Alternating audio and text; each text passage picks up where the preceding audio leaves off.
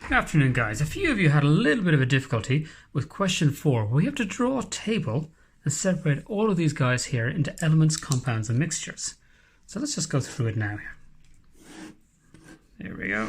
Here's a little table. Elements, compounds,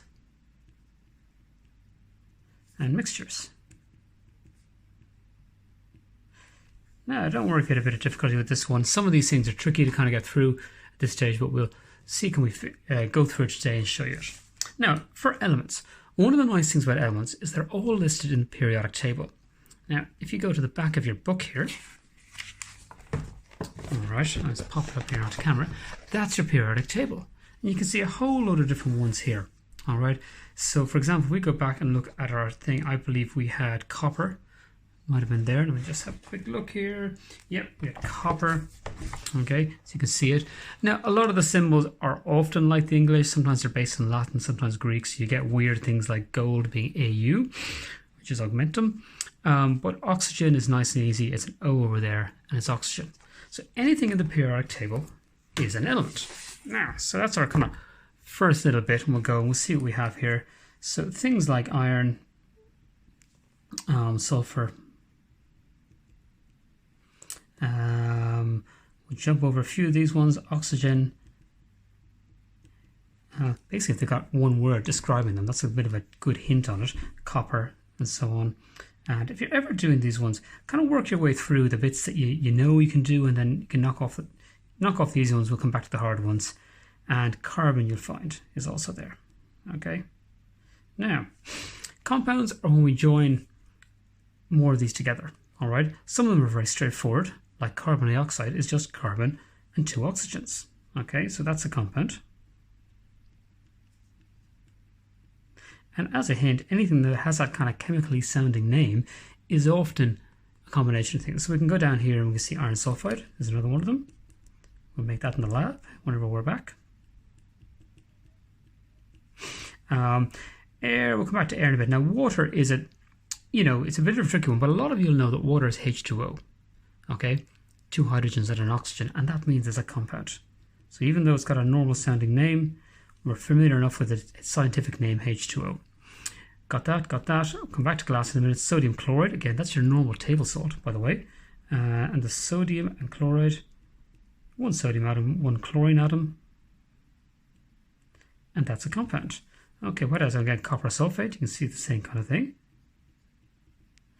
We'll use some of that to make crystals later on. It's a nice little blue compound. Seawater. Now, let's think about seawater for a moment. You know seawater is salty. Picture tasting it. Okay, and that's because it's got a mixture of salt, sodium chloride mostly, and water in it. And you can actually separate that out, because if you go out of the sea on a warm day and it evaporates off your arm, you'll often see little bits of salt left behind. So we can separate the water from the salt pretty easily, which means it's a mixture. Now, what else have we got? So we've got that one. Cola. Well, if you look at the ingredients, you see there's a whole load of things mixed together. Sugar, water, and so on. So that is definitely going to be a mixture. Sugar is actually a compound. Okay? It's a compound with 43 atoms in it. It's quite a big compound, but it is one nonetheless. What do we have here? We had carbon, hydrochloric acid. To extend our little line here. Is that still in camera? Yes. Okay, and again, chemically sounding things tend to be compounds, all right? And aluminium foil. Now, aluminium foil is a bit of a tricky one, okay?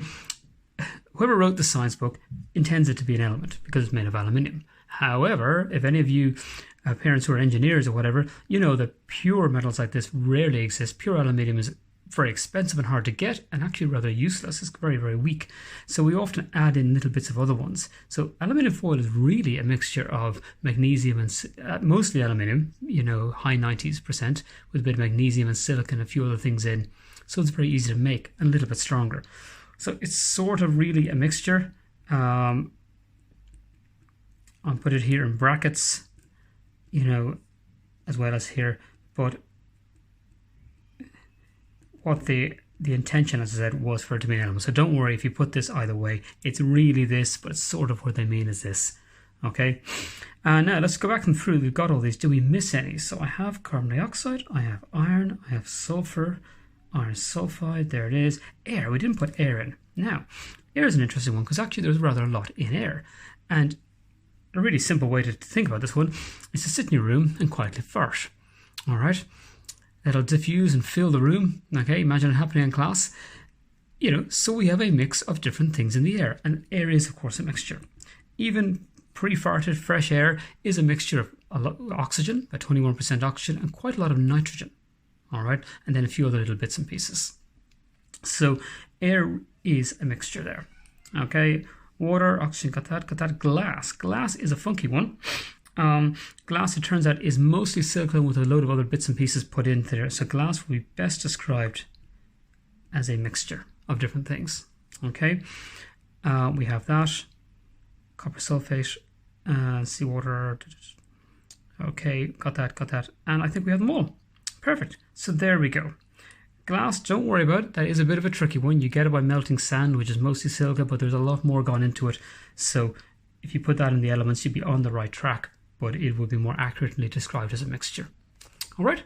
Hope that gives you answers a few questions and helps you out with a bit of a tricky one.